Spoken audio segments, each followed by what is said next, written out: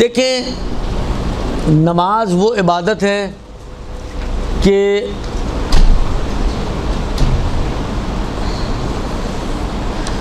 نماز وہ عبادت ہے کہ لا تسقط بأي حال، جس کو کسی حالت میں ساقط نہیں ہوتی انسان کی گردن سے، سوائے خواتین کے ان مخصوص ایام میں، ان کو چھوڑ دیں اگر، تو اگر ان ایام سے نہیں گزر رہی تو خواتین اور مرد ایک جیسے ہیں، مرد ہمیشہ، خواتین ان مخصوص ایام کے علاوہ، یہ دونوں نماز کے مسئلے میں ایک جیسے ہیں کہ لا تسقط بأي حال، کسی بھی حالت میں نماز معاف نہیں ہوتی۔ اچھا، سفر میں ہمارے ہاں سب سے پہلی چیز جو چھوڑی جاتی ہے وہ کیا ہے؟ تو ایسے لگتا ہے سب چھوڑنے والے ہی بیٹھے ہوئے ہیں۔ یہ معلومات بہت اچھی ہے، وہی کہہ رہا ہوں، یہ معلومات اچھی ہے۔ ہمارے ہاں سب سے پہلے دیکھیں، ویسے تعجب ہوتا ہے، لوگ جا رہے ہیں کربلا، شام، درست، عمرے پر، حج پر، زیارتی سفر ہوتے ہیں، عبادتی سفر ہوتے ہیں، دیکھ بھی رہے ہیں کہ مولانا صاحب اور 2 4 5 6 لوگ جو تھوڑے ریگولر ہیں اس چیز میں وہ پڑھ بھی رہے ہیں، اس کے باوجود بڑے سکون سے آرام سے ٹیک لگا کے بیٹھے ہوئے ہوتے ہیں، کوئی ٹینشن نہیں ہوتی ان کو نماز کی۔ یعنی آپ کو ان کے چہروں سے کہیں نہیں لگا کہ ان کو کوئی پریشانی کہ یار ہماری نماز کا وقت جا رہا ہے یا نماز قضا ہو رہی ہے۔ نفس مطمئنہ، اتنا اطمینان شاید کبھی بھی ان کے اوپر نہ ہوتا ہوگا، جبکہ پروردگار عالم نماز جو غرق ہو رہا ہے، آپ خود سوچو، جو غرق ہو رہا ہے بندہ، خدا کہتے ہیں تیری اگر نماز باقی تو اشارے سے نماز پڑھ، وہ غرق ہونے والے کو تو معاف نہیں کر رہا، اس کرسی نشین کو کیسے معاف کر دے گا جو اتنے سکون کا سفر انجام دے رہے، وہ جو بیچارہ ڈوب رہا ہے، غرق ہو رہا ہے، خدا کہتا ہے اگر نماز باقی ہے، وقت ہے، تو اشارے سے نماز پڑھو، خدا نے اس کو بھی معاف نہیں کی۔ تو آپ خود سوچیں کہ جو غرق ہونے والے کو تو معاف نہ کرے، وہ جہاز میں بیٹھے ہوئے شخص کو معاف کر دے گا؟ یعنی اس کو کہے کہ تم نہ پڑھو تو چلے گا، لیکن تم نہ پڑھو تو تمہیں جہنم میں ڈال دوں گا میں۔ یہ بعض جہنمی جب ان سے سوال کیا جائے گا کہ کیوں جہنم میں آئے، تو کیا کہیں گے وہ؟ لم اکن من المصلین، ہم نمازی نہیں تھے، نماز نہیں پڑھتے تھے، نماز چھوڑ دیا کرتے تھے۔ تو وہ جو غرق ہو رہے، یعنی اگر آپ ہوں، چلیں تھوڑی دیر کے لیے آپ تصور کریں خدا کی جگہ آپ کو بٹھا دیا جائے، صرف سمجھانے کے لیے بول رہا ہوں، اگر خدا کی پوسٹ آپ کو دے دی جائے اور فیصلہ آپ کو کرنا ہو اور چھوٹ اگر کسی کو دینی ہو آپ کو، تو آپ کے خیال میں زیادہ چھوٹ کا حقدار کون ہے؟ یہ کرسی پہ بیٹھا ہوا آدمی یا وہ غرق ہونے والا آدمی؟ غرق ہونے والا آدمی۔ لیکن اگر آپ اس کو بھی چھوٹ نہیں دے رہی ہوں تو اس کا مطلب کیا ہے؟ کہ آپ اس مسئلے میں انتہائی اسٹرکٹ ہیں۔ آپ وہ ڈوبتے ہوئے کو جب چھوٹ نہیں دے رہی تو آرام سے بیٹھے ہوئے کو کیسے چھوٹ دیں گی؟ درست؟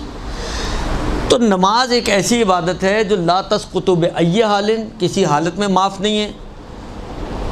وہ جی پانی کم ہے، پتہ نہیں چھینٹیں پڑ گئی ہیں، یعنی اگر واقعاً ایسی کوئی صورتحال بن بھی جائے، آپ کے کپڑے نجس ہو گئے ہیں، آپ کا بدن نجس ہو گیا ہے، آپ واش روم گئے ہیں، پانی نہیں تھا، آپ واش نہیں کر سکی، اس کے باوجود نماز معاف نہیں ہے۔ یعنی شریعت، آپ خود سوچیں، یہ اس سے اندازہ ہوتا ہے کہ شریعت نماز کے مسئلے میں کتنی سیریس ہے کہ جب دیکھیں، ہمیشہ آپ یاد رکھیں کہ جو کام آپ کی نظر میں اہمیت زیادہ رکھتا ہے آپ اس کے لیے راستے ڈھونڈتے ہو، یوں نہیں ہو سکتا تو یوں کر لو، یوں نہیں ہو سکتا تو یوں کر لو، یہ نہیں ہو سکتا تو ایسے کر لو، ایسے کر لو، ویسے کر لو، ویسے کر لو، آخر تک آپ اس کو لے کے جاتے ہو کسی طرح کہ یہ کر لو۔ یہ کام کرتے ہیں نہیں کرتے؟ اپنی زندگی میں بھی ہم یہ کام کرتے ہیں، جو کام ہماری نظر میں اہم ہے آپ سامنے والے کو بہانوں کا موقع نہیں دیتے ہو، آپ وہ ایک بہانہ لے کر آتے ہیں، آپ اس کے لیے 2 راستے کھول دیتے ہو، یہ نہیں ہو سکتا تو یوں کر لو، یہ نہیں تو یوں یوں یوں، اس کو آپ کی کوشش ہوتی ہے کسی طرح یہ کسی بھی راستے سے گھوم پھر کر اس مقصد تک پہنچ جائے۔ تو اس سے اندازہ ہوتا ہے کہ آپ کسی بھی صورت میں اس مقصد کے فوت ہونے پہ راضی نہیں ہیں۔ اب پروردگار عالم آپ کو کہتا ہے کہ بھائی نجس ہو، پاک کر سکتے ہو؟ آپ کہیں جی کر سکتا ہوں، تو کریں۔ آپ کہیں جی نہیں کر سکتا، کپڑے چینج کر سکتے ہو؟ آپ کہیں کر سکتا ہوں، کہیں کریں، جائیں واش روم میں، آپ کے پاس ہینڈ کیری میں اگر کوئی کپڑا موجود ہے جائیں جا کے چینج کر لیں، اس میں کون سا آسان، یعنی یہ کون سا مشکل کام ہے کہ آپ واش روم میں جائیں اور ہینڈ کیری سے کپڑا نکالیں اور چینج کر کے آ جائیں؟ کوئی مشکل کام ہے؟ کتنے پاپڑ بیلنے والا کام ہے؟ اچھا آپ کہیں جی کپڑے ہی نہیں کوئی میں تو ہے، وہ تو خالی ہاتھ اوپر آئے ہوں، تو شریعت یہ ٹھیک ہے آپ نجس لباس کے ساتھ پڑھ لو، بدن نجس سے پاک کر سکتے ہو؟ ہاں کر سکتا ہوں تو جاؤ کر لو، نہیں کر سکتے ہو تو نجس بدن کے ساتھ لباس پڑھ لو، طہارت نہیں کی ابھی جا کے کر سکتے ہو؟ ہاں کر سکتا ہوں تو جاؤ کرو، نہیں کر سکتے تو اسی طرح نماز پڑھ لو۔ یعنی شریعت آپ کو جو اتنے راستے، متبادل راستے دے رہی ہے کہ نجس بدن کو پاک کر سکتے ہو تو کرو، نہیں کر سکتے تو نجس میں پڑھ لو، نجس کپڑے میں نماز پاک کر سکتے ہو تو پاک کر لو، چینج کر سکتے ہو تو چینج کر لو، دونوں میں سے کچھ نہیں کر سکتے تو نجس کپڑے میں نماز پڑھ لو۔ اور کیا چاہیے پھر؟ اور اب کیا بہانہ بچتا ہے آپ کے پاس؟ اب آپ کہیں جی کھڑے ہی نہیں ہو سکتے تو شریعت کہے گی اس کا بھی طریقہ بھی عرض کرتا ہوں، آپ کہیں جی قبلے کا پتہ نہیں چل رہا، اس کا بھی طریقہ بھی آ جائے گا۔ تو اب کیا بچا آپ کے پاس؟ کیا عذر ہے آپ کے پاس؟ کیوں پھر صوفے پہ آرام سے ٹیک لگا کر بیٹھے ہوئے ہو، کانوں میں لگا کے پتہ نہیں گانے سن رہے ہو یا نوحے سن رہے ہو، یہ بھی نہیں پتہ ہوتا نا۔ سننے والے تو گانے بھی سنتے ہیں، ایسا نہیں ہے کہ زیارتی سفر پہ لوگ گانے نہیں سنتے، سننے والے وہ بھی سنتے ہیں۔ تو آپ کیا کر رہے ہیں یہ تو اللہ ہی جانتا ہے، لیکن بالآخر اب کیا عذر ہے آپ کے پاس کہ ابھی بھی آپ نماز نہ پڑھو؟ جب آپ کے اوپر اتمام حجت ہو گیا تو اب آپ کے پاس کوئی عذر باقی نہیں بچتا ہے۔ لہذا کپڑا نجس ہے، پاک کرنا ممکن نہیں، نجس کپڑے میں نماز پڑھو، چینج کرنا اور پاک کرنا ممکن نہیں، نجس کپڑے میں نماز پڑھو۔ بدن نجس ہے، بدن تو چینج نہیں ہو سکتا لیکن پاک تو ہو سکتا ہے، پاک کرنا ممکن نہیں تو نجس بدن کے ساتھ نماز پڑھو۔ اب آئیں اگلے مراحل میں۔ اب فرض کریں، اچھا سعودین ایئر لائن ایک ایسی ایئر لائن ہے جنہوں نے پیچھے ایک چھوٹا سا حصہ بنایا ہوا ہے نماز کے لیے، سمجھے، پریئر روم بنایا ہوا انہوں نے، ادھر ہی ان کا سارا اسلام صرف ظاہر ہوتا ہے، باقی تو کوئی حرکت ان کی مسلمانوں والی نہیں ہے۔ لیکن اس کے مقابل میں دوسری اسلامک ایئر لائنس یا نان اسلامک ایئر لائنس کچھ نہیں اس میں۔ اچھا انہوں نے جو جگہ بنائی ہوئی ہے وہاں پہ آپ کھڑے ہو کے نماز پڑھیں، بیٹھ کے نماز پڑھیں، لیٹ کے نماز پڑھیں، وہ آپ کا سر درد ہے، یعنی وہ آپ کو ٹینشن نہیں دیں گے کہ نہیں کھڑے نہیں ہونا، بیٹھ کے ہی پڑھیں، آپ وہ آپ کھڑے ہو کے بھی پڑھیں، آپ کی مشکل نہیں ہے۔ باقی ایئر لائنز آپ اگر ان سے پوچھیں گے کہیں گے جی انٹرنیشنل قانون نہیں ہے کہ وہ ہم آپ کو کھڑے ہونے کی اجازت نہیں دے سکتے۔ تو اس کا ایک آسان طریقہ یہ ہے کہ دیکھیں واش روم کے اگلا جو تھوڑا سا پورشن ہوتا ہے وہ تھوڑا سا اسپیسی ہوتا ہے، اتنا ہوتا ہے کہ کھڑے ہو کے آپ آرام سے وہاں پہ نماز پڑھ سکتے ہیں۔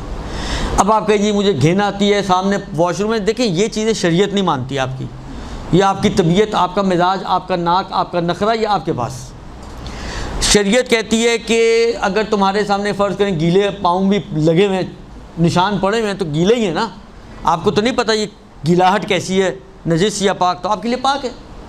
اور بالفرض اگر وہ نجس بھی ہو اور آپ کے بدن اور پیشانی اور لباس وغیرہ کو آلودہ نہیں بھی کرتا تو بھی کوئی مشکل نہیں۔ مثلا فرض کریں یہ کارپٹ نجس ہو، خشک ہے لیکن نجس ہے، درست، آپ اس میں مور رکھ کے نماز پڑھ سکتی ہیں۔ نماز پڑھنے والے کی جگہ جس پہ وہ کھڑا ہو، جھکے گا، سجدہ کرے گا، اس جگہ کا پاک ہونا شرط نہیں ہے۔ دیکھیں میں ابھی بہتر کی یا احتیاط مستوی یا خالی مستوی ان کی بات نہیں کر رہا ہوں، ابھی میں مسئلے کی بات کر رہا ہوں کہ اصل مسئلے کے اعتبار سے جگہ کا پاک ہونا شرط نہیں ہے۔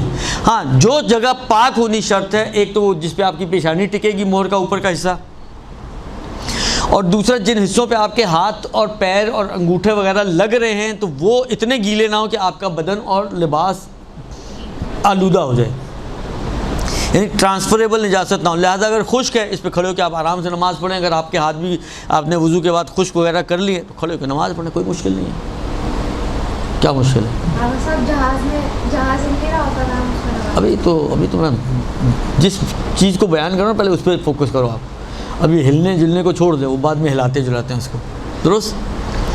ابھی جس بات کے اوپر میں فوکس دوں آپ بھی اسی کے اوپر فوکس رہو کہ یہ جو عذر لے کر آتے ہیں لوگ نجاست طہارت کی، جی وہاں کیسے پڑھ لیں، وہ تو ٹوائلٹ کے پڑوس میں کھڑے ہو کے نماز پڑھیں، ہمیں تو بہت برا لگتا ہے اور گھن آتی ہے اور یہ ہوتا ہے، یہ ساری اپنے گھر پہ رکھ کے جائیں.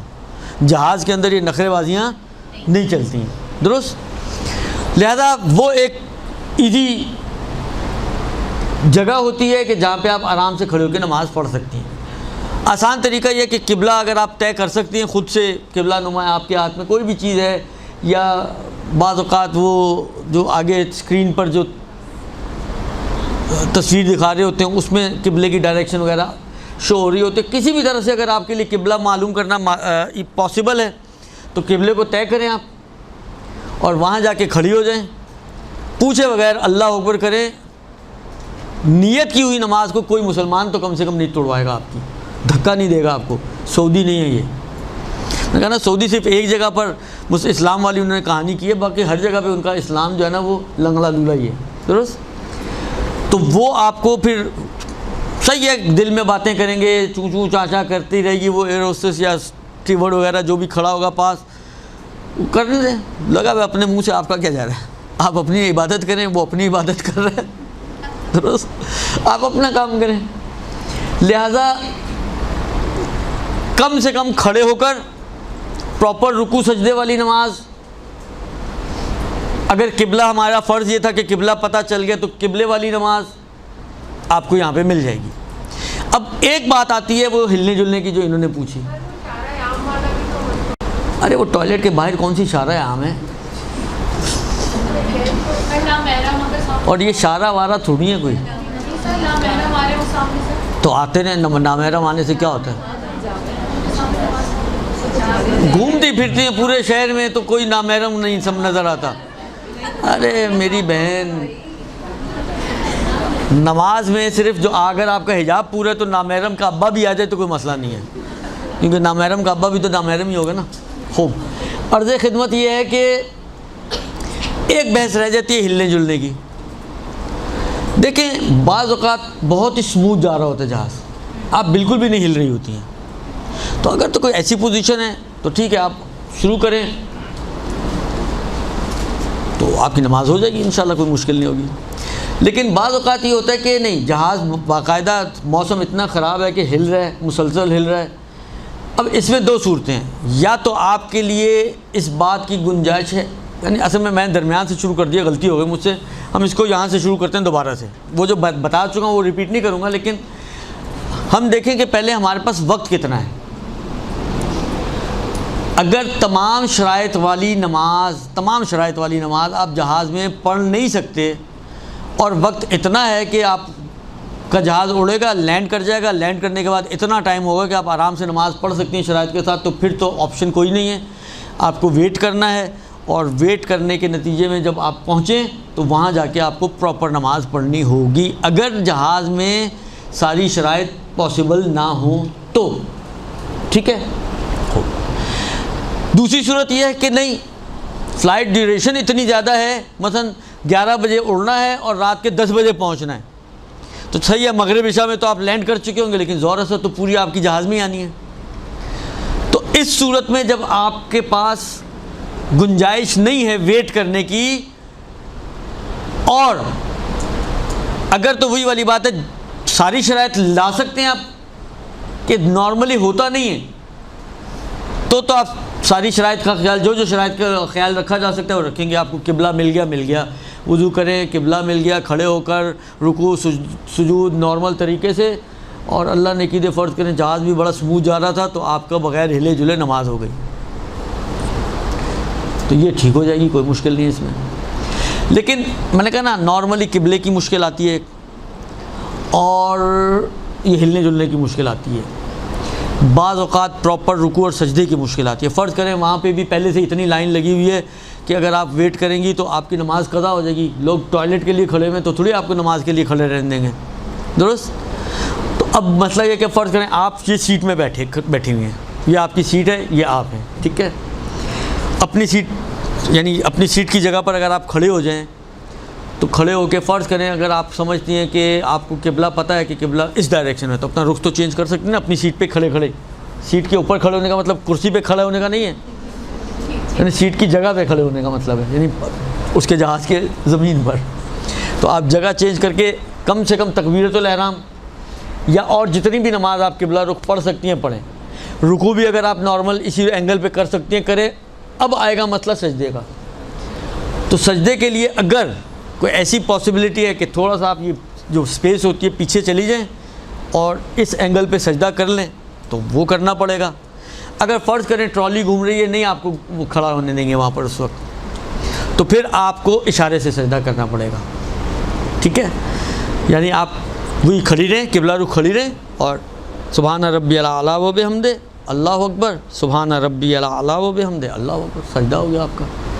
درست. ہاتھ پہ رکھ سکتے ہیں, جب بتا دیا نا ہاتھ کی بھی ضرورت نہیں ہے. رکوع کی بات دوبارہ اگر قیام میں بول رکوع کریو, رکوع سے کھڑے ہونے کے بعد سمع اللہ کرنے کے بعد اب سجدے کی نیت سے سر جھکائیں, پھر اٹھائیں, پھر دوسرے سجدے کی نیت سے جھکائیں اور ذکر پڑھ دیں, اور پھر اٹھائیں گی تو اس سجدے کے سے اٹھنے کی نیت سے آپ سر اٹھائیں گے. اب آپ سمجھیں کھڑی ہو گئی واپس, پھر الحمد سورہ پڑھیں گے, پھر نارمل رکوع, پھر اسی طرح کا سجدہ.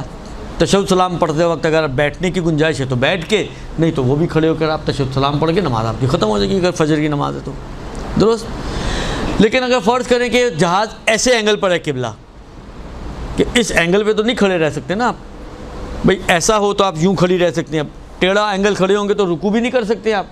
کھڑے تو شاید ہو جائیں لیکن رکوع بھی نہیں ہو سکتا, سجدہ بھی نہیں ہو سکتا. تو رکوع اور سجدے دونوں پھر اشارے سے کریں گے آپ. تو جتنا یعنی خلاصہ یہ نکلا کہ اگر جہاز میں نماز پڑھنا پڑ جائے, آپشن نہ بن رہا ہو کوئی لینڈ کرنے والا, مجبوری ہو جائے, تو اب آپ جتنی شرائط کا خیال رکھ سکتی ہوں گی اتنی شرائط کا خیال رکھنا ضروری ہے. حتیٰ قبلہ آپ کو پتہ چلا یوں ہے, آپ کو فیل ہوا کہ جہاز تھوڑا سا رائٹ ٹرن ہوا, تو پھر آپ کو اپنا قبلہ بھی موڑنا پڑے گا, کیونکہ آپ یوں ہی رہیں اور جہاز مڑ گیا تو قبلہ کہاں چلا گیا آپ کا؟ قبلہ تو ادھر کو آ گیا آپ کا. تو آپ کو بھی مڑنا پڑے گا. اگر آپ چینج نہیں کریں گے تو آپ کا اینگل قبلے سے ہٹ جائے گا. تو جہاں جہاں جتنا جتنا خیال رکھنا ممکن ہے وہاں وہاں اتنا اتنا خیال رکھنا ضروری ہے. اور جن چیزوں کا آپشن نہیں بن رہا, رکوع کا مثلاً, سجدے کا مثلاً, حتیٰ فرض کریں قیام کا بھی نہیں بن رہا, جب آپ کھڑے ہوتے ہیں وہ آ کے پیچھے سے جہاز مثلا ہل رہا ہے بہت زیادہ, وہ کہتے ہیں جی سیٹ بیلٹ باندھ کے رکھیں, اس وقت آپ کو کھڑا نہیں ہونے دیں گے, اور موسم ایسا ہے کہ اس نے کہا کہ جی بھی کچھ عرصہ کچھ دیر تک ایسے ہی چلے گا. اب وہ کچھ دیر کتنی دیر ہے آئیڈیا نہیں ہے. تو اور فرض کریں آخر وقت ہے نماز کا, اب کھڑے ہونے کا بھی آپشن نہیں ہے, تو ٹھیک ہے اب اپنی سیٹ پہ بیٹھ کے آپ نماز پڑھیں. کھڑے ہونے کا آپشن جب ختم ہو گیا تو سیٹ پہ بیٹھ کے نماز پڑھیں. یعنی اب دیکھیں ابھی بھی شریعت آپ کو نہیں کہہ رہی ہے کہ آپشنز نہیں بن رہے چلو چھوڑ دو اتر کے آرام سے پڑھ لینا. یہ کام شریعت کہہ سکتی تھی نا آپ کو, خدا کہہ سکتا تھا نا ہلکا پھلکا ہاتھ پیر مار لو, ہو جائے تو ہو جائے, نہ ہو تو اتر کے پڑھ لینا. یہ کر سکتا تھا نا خدا, جس طرح روزے میں کہا کہ جب سفر پہ جاؤ چھوڑ دو روزہ, آنے کے بعد رکھ لینا, قضا کر لینا. یہی کام خدا نماز میں بھی کہہ سکتا تھا. کسی نے خدا کی زبان تو نہیں پکڑی تھی,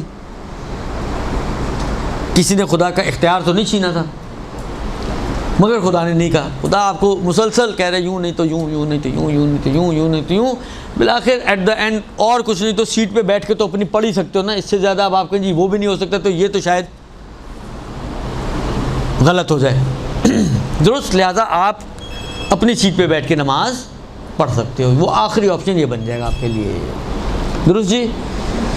پھر سیٹ میں بھی یہ ساری باتیں آئیں گی, قبلے کا خیال رکھ سکتے ہو تو رکھو, نہیں رکھ سکتے تو اس کا بھی سلسلہ, یعنی جو شرطیں ممکن ہو اس کا خیال رکھ لو, جو ممکن نہ ہو ان کو سکپ کر دو اور چھوڑ دو اور اس کے آلٹرنیٹو پہ چلے جاؤ. درست جی. سمجھ میں آ گئی بات؟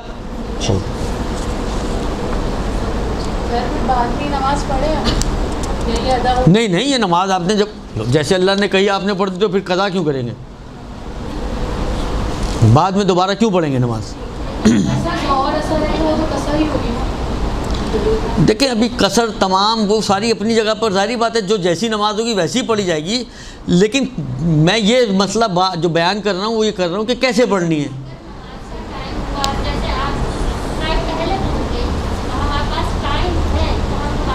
نہیں دوبارہ پڑھنے کی ضرورت نہیں ہے، پڑھنا چاہیں احتیاطاً پڑھ لیں، کوئی حرج بھی نہیں ہے، احتیاط کی نیت سے پڑھ لیں آپ.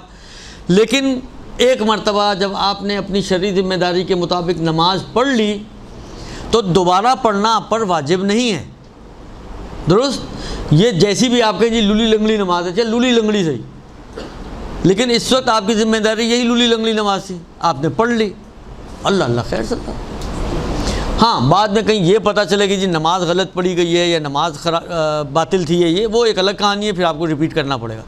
لیکن اگر آپ نے صحیح طریقے سے اپنے جو ذمہ داری بنتی تھی اس کے مطابق نماز پڑھ لی تو اس نماز کو ریپیٹ کرنے کی بھی ضرورت نہیں ہے. جی سر وقت کی کمی کے باعث اگر نجس لباس میں نماز پڑھی گئی تو یہ نماز ہو گئی یا بعد میں پڑھ؟ ابھی کیا بولا میں نے؟ ہو گئی. تو پھر کیوں پوچھ رہی ہیں آپ؟ دیکھیں جس چیز کا پتہ نہیں ہونا، رفع عن امتی تسعۃ، میری امت سے 9 چیزوں کو اٹھا لیا گیا ہے، ما لا یعلمون، جس کا ان کو پتہ ہی نہیں. جب پتہ ہی نہیں ہے تو کیا کریں گے آپ؟ ہم لوگ پتہ ہوتے ہوئے کچھ نہیں کرتے ہیں تو پتہ نہ ہونے کی صورت میں کیا تیر مار لیں گے ہم؟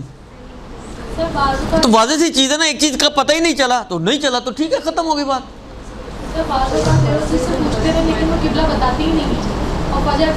نہیں بتاتی تو اس کا مطلب ہے قبلہ پتہ ہونا ممکن نہیں ہے، ختم ہوگی کہانی. آپ آلٹرنیٹ پہ چل جائیں اس کی. ہاں جہاں پر قبلہ پتہ نہ چل سکتا ہو اس میں آگے یہ فرماتے ہیں کہ جس سمت میں آپ کو احتمال ہے کہ اس سمت میں قبلہ ہونا چاہیے تو اس سمت میں ایک سمت میں نماز پڑھ لیں، اگرچہ احتیاط مستحب ہے کہ چاروں سمت میں پڑھیں، لیکن آپ اسی ایک سمت میں جو آپ کے خیال میں احتمال ہے آپ کو کہ قبلہ، بعض اوقات ہوتا ہے آپ سورج اس کے اترنے چڑھنے آگے پیچھے ان چیزوں سے اندازہ گیس کر لیتے ہیں کہ جی قبلہ اس سائڈ پہ ہونا چاہیے. درست؟ تو آپ کو اگر اندازہ ہو رہا ہے، آپ امکان دیتی ہے کہ قبلہ اس سائڈ میں، تو اسی سائڈ پہ ایک نماز پڑھ لیں، ایک نماز کافی ہو جائے گی آپ کی.